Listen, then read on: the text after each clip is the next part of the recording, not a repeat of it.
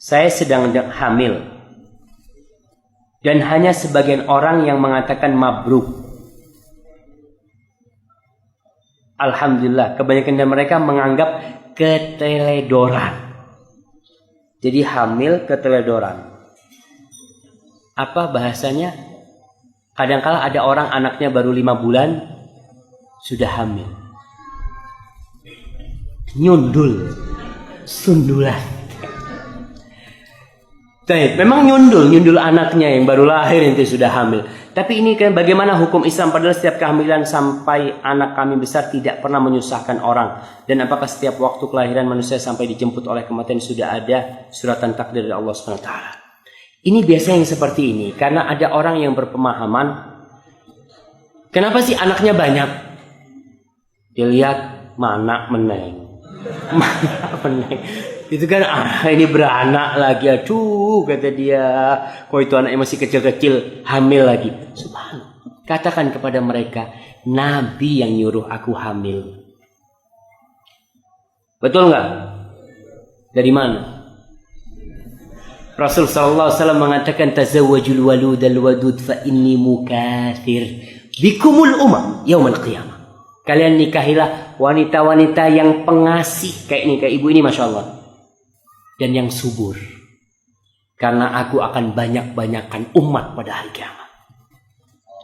Maka antum berusaha untuk memiliki, jangan takut masalah rizki. Ketika saudara antum punya anak hamil, doakan, berarti umat Nabi Muhammad bertambah. Bertambah umat Nabi Muhammad SAW. Hamil lagi, alhamdulillah, doakan dia. Semoga anaknya dijaga jadi anak-anak yang soleh. Jangan takut masalah makan. Jangan takut masalah tempat tinggal. Insya Allah Pasuruan masih luas. Masih luas. Antum kalau naik pesawat yang ada rumahnya itu berapa persen? Dari semua Pasuruan ini yang ada rumahnya itu baru Allahu Akbar. Dan setiap anak itu bawa rezeki. Biasanya manusia ada yang ikut ngatur takdir Allah.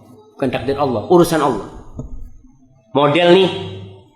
Di Arab pernah di beberapa tempat itu banyak monyet.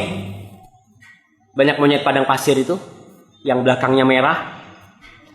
Di gunung itu ada macan. Akhirnya berinisiatiflah pejabat negara itu supaya monyetnya nggak habis, ditembak macannya. Tembakin macannya mati. Dapat setahun atau 2 tahun monyetnya masuk kampung. Makanan nggak cukup di atas. Jumlah monyet bertambah, nggak ada yang mati monyetnya. Ketika ada macan, istilahnya apa? Ekosistemnya itu udah jalan. Macan ini nggak kayak antum. Macan itu baik banget. Dia kalau lapar makan satu. Momennya ada kijang ya, ada 100 kijang lewat. Yang dimakan macan berapa? 1. Coba antum bawa tembak. Berapa yang antum tembak?